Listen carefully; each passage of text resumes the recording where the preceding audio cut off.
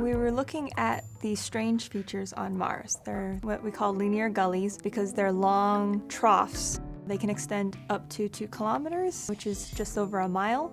And they're really strange because they go down and then they end abruptly in a pit. A lot of features on the Earth that are similar, you end in a debris apron because stuff has been moved from the top to the bottom. But these don't have the apron, they just have a pit at the end. And so we were wondering how they could form.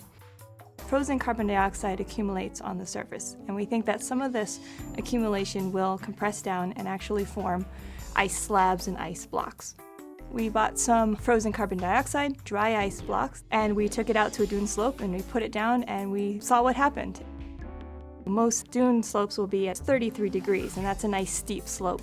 And so we did it with a water ice block, and the sand got wet and it didn't move. And we did it with a wooden block, and it moved 3 inches and then it stopped.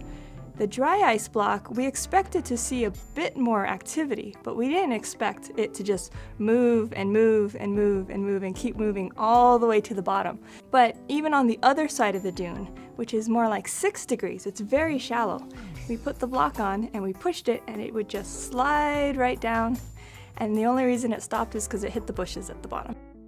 Dry ice, as it heats up, turns into gas. It pushes against the sand as it comes out. After a few hours, it's scooped out a nice little area, and so you have a feature that looks like what we see on Mars.